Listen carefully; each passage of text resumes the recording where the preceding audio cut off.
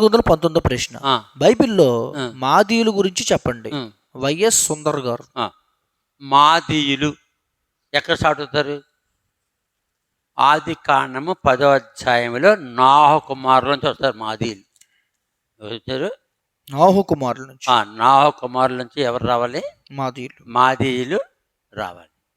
ఈ మాదీయులు ఎక్కడి నుంచి వచ్చారంటే 50 నుంచి 6వ వచనం నుంచి. 6వ వచనం. ఉమ్, ఆదికాండం 10వ అధ్యాయము ఆ. 6వ వచనం. ఆ, హాము కుమారులు ఆ, ఆ, ఆ. ఆము కుమారులు కూషు, ఆ, మిస్రాయిము, ఆ, పూతు, ఆ, కనాను అనువారు. ఆ, కూషు కుమారులు ఉమ్, సెబా, ఉమ్, హవీలా, ఉమ్, సప్తా రాయమ, ఉమ్, సబ్దక అనువారు. ఉమ్, రాయబా కుమారులు ఆ, షేబా దదాను అనువారు. ఆ, కూషు నిమ్రోదును కనెను. ఆ, అతడు భూమి మీద ఉమ్. పరాక్రమశాలి యుండుటకు ఆరంభించాను. ఇక్కడ 2వ వచనం. ఆదికాండం 10వ అధ్యాయం 2వ వచనం. ఉమ్, యాపెతు కుమారులు ఉమ్, గోమెరు, మాగోగు, ఉమ్, మాదయి, ఉమ్, యావాను, తుబాలు, ఆ, మెషకు, తెరసు అనువారు. అను. కాబట్టి మాదీయులు అంటే మాదయి అంటే మాదయి యాపెతు యొక్క 3వ కుమారుడు. 3వ కుమారుడు ఎవరు? మాదయి. మాదీయులు. ఈ మాదీయులు అనే మాట స్పష్టంగా ఎక్కడుందంటే మాదీయులకు పారసీకులకు ఇవ్వబడెను. దానియేలు గ్రంథంలో బెల్షస్సర్ చనిపోయినప్పుడు ఈ రెండు జనాంగాలకి ఏమంట పడుతుంది? దానియేలు గ్రంథము 4వ అధ్యాయము 5వ అధ్యాయం 5వ అధ్యాయము 27వ వచనం. 27వ 7వ వచనం. వచనం. ఫెరెస్ అనగా ఆ, నీ రాజ్యము ఆ, నీ యొద్ద నుండి విభాగించబడి ఆ, మాదీయులకును మాదీయులకును పారసికులకును ఆ, ఇయ్యబడును. అది అంటే యాపెతు యొక్క 3వ 3వ కుమారుడు. కుమారుడు మాదయి. మాదీయులు అంటే ఎవరొచ్చినా ప్రపంచంలో ఎవరొచ్చినా నాహు నుంచి చూసుకోవాలి. అంటే నోహు నుంచి నాహు యొక్క 3 కుమారులు. ముందేమంటాడు? షేము, హాము, యాపెత్ అని. యాపెతు. ఇక్కడ యాపెత్ నుంచి తీసుకుంటున్నాడు ముందు. యాపెతుకు 3వ కుమారుడు మాదయి. మాది. ఇక్కడ మాదీయుడు దర్యావేషు.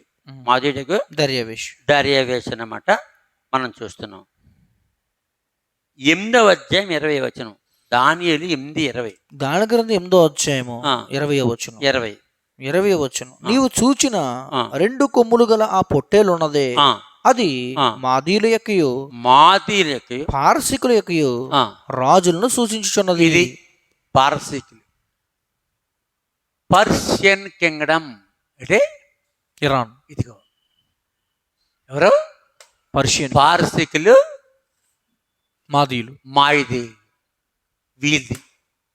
ఇప్పుడు ఏమనిపిస్తుంది దీన్ని? ఇరాన్. మాదీయులు, పారసీకులు, మాదీయులు, పారసీకులు. మాదీయులు అంటే ఎక్కడ ఉంటారు? ఇక్కడ ఈ ప్రాంతం అంటే ఇరాక్లో ఇక్కడ దీని పక్కనే పారసీకులు. మాదీయులు, పారసీకులు పక్క పక్కనే. తర్వాత దాని గ్రంథం 8వ అధ్యాయం 20వ వచనం. నీవు చూచిన 2 కొమ్ములు గల ఆ పొట్టేలు ఉన్నదే, అది మాదీయుల యొక్కయు పారసీకుల యొక్క రాజును సూచించున్నది. పొచ్చుగల మేకపోతు. అంతవరకు పైనే 20వ వచనం. నీవు చూచిన 2 కొమ్ములు గల ఆ పొట్టేలు ఉన్నదే, అది మాదీయుల యొక్కయు పారసీకుల యొక్కయు రాజులను సూచించున్నది. అంటే వీళ్ళిద్దరు ఒకటే. దానియేలు గ్రంథము 5వ అధ్యాయము 5వ అధ్యాయం చివరిలో ఆ రాత్రియే 30వ వచనం. కల్దీయుల రాజుకు బెల్షస్సర్ హతుడాయను మాదీయుడికి దర్యావేషు 62 సంవత్సరాలు గలవాడై సింహాసనానికి ఎక్కాను. కాబట్టి వీళ్ళు మాదీయులు. ముందు ఎవరికి ఇచ్చేసాడు? మాదీయులకి ఇచ్చాడు. ఆ మాదీయుల్లోంచి మాదీయులు పక్కనే రెండోది పర్షియన్ కింగ్డమ్. మొట్టమొదటి మాదీయులు. ఇక్కడ ఈ ప్రాంతం అంతా మాదీయులు. నినివే మహాపట్నం ప్రాంతం. నెక్స్ట్ అక్కడికి వెళ్ళింది పర్షియన్. ఈ పారసీకులు, మాదీయులు వారికి ఇవ్వబడింది. ఇంతకు మించి బైబిల్లో దీని గురించి ఏమీ రాయబడినట్టుగా కనపడలేదు. ఒకసారి ఆబ్జీ విషయాన్ని పూర్తి చేశాం.